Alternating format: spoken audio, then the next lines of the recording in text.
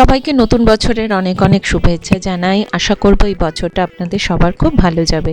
আমরা বছরটা শুরু করলাম ফলতা গিয়ে। এক শীতের দুপুরে হুট করে বেরিয়ে পড়লাম ফলতায় নদীর ধারে।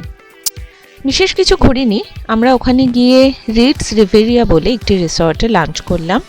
সেখানকার লনে সুইমিং পুলের পাশে বেশ কিছুক্ষণ সময় কাটালাম, তারপর চলে গেলাম নদীর পাড়ে। ডায়মন্ড হারবারের মতো অত বসার জায়গা বা ভিউ পয়েন্ট বা সেরকম বড় কিছু নয়, তবে একটা দিন একটা বেলা কিন্তু খুব সুন্দরভাবেই পরিবারের সাথে কাটানো যায়।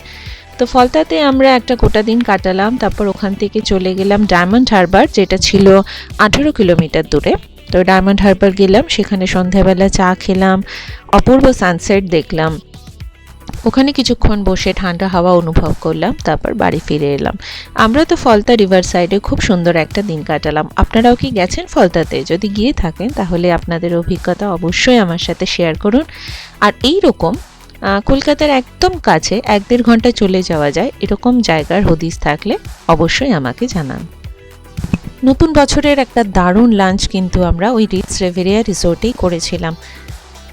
রাজপুর সোনারপুর এলাকা থেকে কিভাবে আমরা ফলতা গেলাম, কতক্ষণ টাইম লাগলো, ফেরার সময়ও কীরকম রাস্তা পেলাম, কি ফেস করলাম রাস্তায়, সব কিছু কিন্তু ডিটেলে রয়েছে আমার ইউটিউব চ্যানেলে।